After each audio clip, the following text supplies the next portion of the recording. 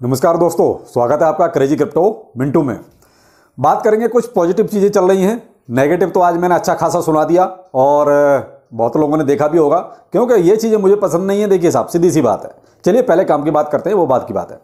आज बात करेंगे बोन की। देखिए बोन में क्या चल रहा है। दूसरा, CoinDCX ने कुछ प्रूफ अपने सामने रखे हैं और TDS टैक्स कुछ फिर से इस पर कुछ जो है सुगबुगाहट हो रही है। और एक बाइनेंस ने थोड़ा सा और खेल खेला था, उसका भी थोड़ा सा आपको पर्दाफाश करके दिखाते हैं।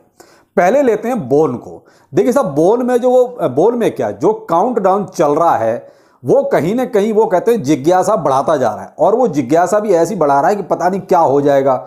अब सबका जो फोकस है वो है सिबेरियम पर, कि शायद सिबेरियम ही आपकी 4-5 घंटे बाद आ जाएगी। लेकिन साहब पॉसिबिलिटी थोड़ी कम नजर आ रही है। देखो जो फैक्ट है वो फैक्ट है। हो सकता है उसका कुछ, मैंने कहा ना, कुछ बीटा वर्जन टाइप का कुछ आ जाए, वो एक अलग बात है। कुछ डॉक्यूमेंट्स वगैरह जो कहते हैं कुछ आ जाए, पेपर्स वगैरह, वो एक अलग बात है। लेकिन पूरी तरीके से सिबेरियम का आ जाना थोड़ा सा डाउटफुल लग रहा है, क्योंकि यार थोड़ा सा उस टाइप का इनको कमेंट छोड़ना भी चाहिए था, वो कहीं है नहीं। लेकिन क्या है, सब गैस कर रहे हैं। हम तो चाहते हैं कि सिबेरियम आ जाए, लेकिन सिबेरियम अगर इस टाइम पे अगर आ रहा है तो देखिए डिसीजन बहुत गलत है। देखिए हम अपने पॉइंट ऑफ व्यू के हिसाब से सोचते हैं, अगर सिबेरियम अभी आता है तो कितना पंप जाएगा भाई। जो बोन अभी लगभग ये चल रहा है 0.9193 की सीरीज में चल रहा है, तो ये ज्यादा $1 हो जाएगा। इतना ही होगा, इससे ज्यादा नहीं होगा, क्योंकि देखिए 9 की सीरीज में भी चल रहा है। और अगर ठीक है, अगर ये अनाउंसमेंट हो भी जाता है कि सिबेरियम आ गया, तो भाई साहब बोन का प्राइस ज्यादा $1 या $1.25 तक पहुंचेगा, इससे ऊपर नहीं जाएगा। लेकिन क्यों? क्योंकि मार्केट के हालात ही ऐसे हैं। कुछ मार्केट पॉजिटिविटी होती, कुछ मार्केट में एक अच्छा खासा बूम बना हुआ होता, उस टाइम पर अगर सिबेरियम आए तो देखिए बोन के प्राइस में एक बहुत अच्छा खासा पंप दिखाई दे।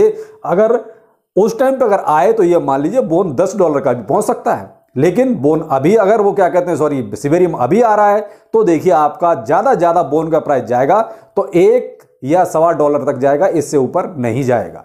तो जो भी है, क्या आता है ये तो देखने वाली बात है। अभी तो खैर हम गैस ही कर सकते हैं, लेकिन जो र्यूमर चल रहा है, जो चारों तरफ से बातें निकल के आ रही हैं, वो वही निकल के आ रही है, शायद सिबेरियम का कुछ है। अब कोई वही कह सकते हैं कि कुछ है, जो होगा वो 4-5 घंटे बाद ही पता चलेगा। तो देखिए मैं यहां पे आपको एक चीज जरूर कहना चाहूंगा कि जिन लोगों ने बाय किया है अभी डिप में, देखिए जिन्होंने पहले लिया है वो तो क्योंकि अभी लॉस में ही होंगे। जिन्होंने $1 या $1.5 के आके $2 को भी टच कर गया है, तो वो तो किसी फायदे में है नहीं। लेकिन अगर किसी ने अभी डिप में बाय किया है, तो देखिए जिनका लॉन्ग टाइम का हिसाब किताब है वो तो इसको होल्ड करके रखिए, जैसे मेरा है। मैंने भी बोन जो है 0.8 की जब सीरीज में था उस टाइम पे लिया है, तो मेरा तो लॉन्ग टाइम का है। सिबेरियम आए या ना आए मुझे कोई फर्क नहीं पड़ता, क्योंकि मैंने थोड़ा आगे लॉन्ग टाइम का सोच के लिया हुआ है। लेकिन जो लोग प्रॉफिट बुक करना चाहते हैं वो 4-5 घंटे ये वेट कीजिए।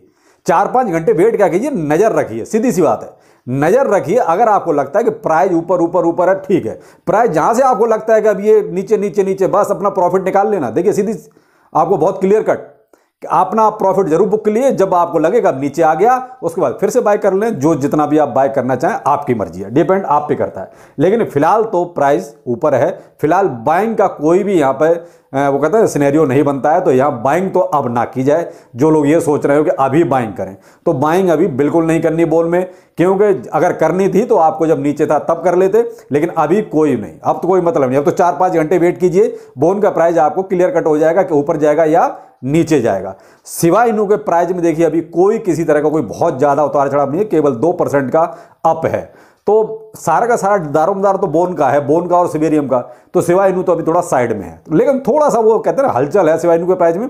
बाकी कोई बहुत ज्यादा फर्क नहीं है। तो मैंने आपको बोन के बारे में क्लियर कर दिया कि वो 4-5 घंटे का टाइम और बताया, वो जो काउंटडाउन चल रहा है सारा क्लियर हो जाएगा क्या होना है।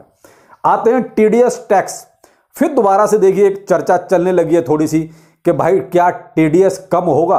तो अब जो चर्चा है वो 0.01% या 0.05%। सरकार अब यहां पर कहीं ना कहीं मानने के लिए तैयार है। उसकी वजह है कि जो कलेक्शन हुआ 60 करोड़ का हुआ, भाई 60 करोड़ समथिंग का, मैं एक राउंड फिगर में 60 करोड़ बता रहा हूं। तो 60 करोड़ सरकार को ऐसी उम्मीद नहीं थी कि इतना कम होगा। अब भाई होना तो वही था ना कि आपने पहले से ही कुल्हाड़ी पे पैर मार दिया। आदमी गलती से कुल्हाड़ी पे गिरता है, आप तो जानबूझ के कुल्हाड़ी पे गिर पड़े। भाई जब ट्रेडिंग ही नहीं होगी तो TDS का किस चीज का TDS? तो ट्रेडिंग ही 90% तक खत्म हो गई इंडिया में। तो जब ट्रेडिंग खत्म हो जाएगी तो TDS तो ऑटोमेटिकली नीचे चला जाएगा। और ये TDS केवल सरकार क्यों लगा रही है केवल इसलिए कि आपका ट्रांजैक्शन ट्रैक करना है। तो वो तो आपका ये 0.001 से भी ट्रैक हो जाएगा, 0.1 से भी हो जाएगा। तो आपको ट्रांजैक्शन ट्रैक ही तो करना था, तो आप इतना कर देते तो भी आपका हो जाता। लेकिन ये है कि अब कलेक्शन से शायद सरकार को ये चीज़ कुछ समझ में आ रही है कि हमसे ये गलती हो गई है। अब जो भी है, लेकिन हो सकता है कि इनमें से कुछ कम होगा तो बहुत अच्छी बात है। लेकिन ये है कि देखिए, वैसे हम इन्वेस्टर्स को कोई ज़्यादा फर्क नहीं पड़ता टीडीएस रहे या चला जाए, क्योंकि हम बाद में जब अपना आईटीआर फाइल करते हैं, अगर वहाँ हम टीडीएस को क्लेम करते हैं तो हमारा रिटर्न हो जाता है। लेकिन एक्सचेंजों पे उस टाइम पे काफ़ी फर्क पड़ता है, क्योंकि एक्सचेंजों को तो देखिए टीडीएस जमा कराना पड़ेगा, तो एक्सचेंजों पे थोड़ा सा बर्डन पड़ जाता है, और आपका भी उस टाइम पर जो है 1% कम हो जाता है। तो इसलिए जो है कहीं ना कहीं अभी तो दोनों इंपैक्ट हो रहे हैं, लेकिन क्या इन्वेस्टर को बाद में जाके मिल जाता है जब आप आईटीआर फाइल करते हैं। तो अब जो भी है देखते हैं, क्या 0.01% होता है या 0.05% होता है। तो ये हो गई दो न्यूज आपकी। तीसरी है CoinDCX से। कुछ इंडियन क्रिप्टो एक्सचेंजों ने अभी तक बिल्कुल अनसुना कर रखा था, वो था प्रूफ ऑफ रिजर्व के बारे में। पहले तो कोई दे ही नहीं रहा। एक राजीव हुआ CoinDCX, तो उसने जो है पहले आधा अधूरा दिया, जो भी दिया, तो उससे लगा के चलिए कुछ ही लाइन पे आ रहे हैं। लेकिन अब CoinDCX ने अपने असेट्स और लायबिलिटी दोनों चीजें जो है बता दी हैं। तो असेट्स आप ये देखिए, ऊपर में नंबर लिखा हुआ है 157, आप ये 158 मान लीजिए, 158 मिलियन USDT, ठीक है। आगे और भी नंबर है, मैंने राउंड फिगर में आपको बता दिया है। और लायबिलिटी इनकी लगभग जो है 155 मिलियन की है, ठीक है। नंबर आप पूरा देख लीजिए, अगर आपको पूरा देखना है, मैंने राउंड फिगर में एक बता दिया है।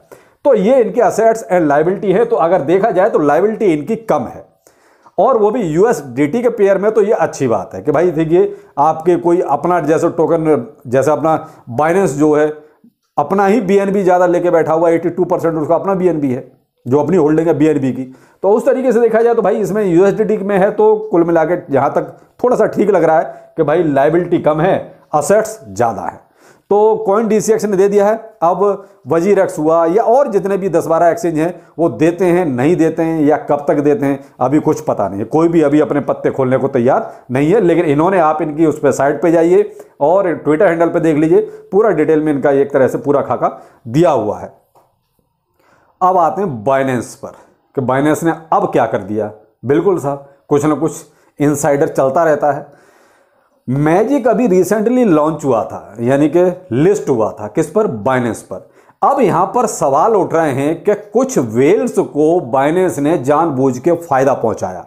उसमें यह बताया जा रहा है कि $8 लाख का एक वेल ने लिस्टिंग से पहले जो है एक तरह से बाइंग की थी मैजिक की। तो इतने बड़े अमाउंट की बाइंग कैसे हो सकती है? ये चीज कहीं ना कहीं तब होती है जब आपको पक्की खबर हो। भाई देखिए, ये इससे ज्यादा भी कर सकती थी, लेकिन क्या है कि इसको स्टेप बाय स्टेप भी कर सकती थी। लेकिन क्या है कि जस्ट पहले ही, कुछ दिन पहले ये सारी बाइंग की गई।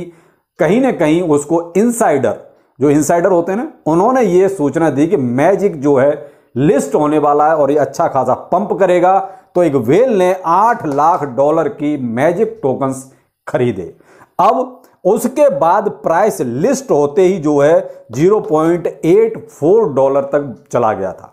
आज जो प्राइस चल रहा है वो तो $0.60 में चल रहा है, जो लगभग जो है आपका 28-29% अभी नीचे है। लेकिन बाइनेंस पे लिस्टिंग के टाइम पे अच्छा खासा ऊपर गया।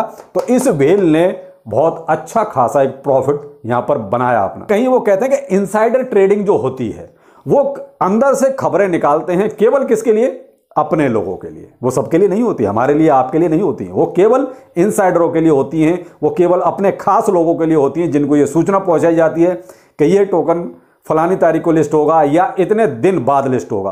तो वो उसी हिसाब से अपनी बाइंग बनाते हैं। उनको पता है कि देखिए, बाइनेंस पर लिस्ट होने का मतलब है कि प्राइस का बुर्ज खलीफा बनना तय है, और वो उसी चीज का पूरा फायदा उठाते हैं। तो ये क्या है? इनसाइडर। और इनसाइडर का तो पीछे भी अभी कॉइनबेस में भी एक बार सुना था आपने, काफी अच्छा खासा हल्ला मचा था कि आप पहले से ही जो है सारी चीजें खोल के बता रहे हो जो आपके इनसाइडर हैं।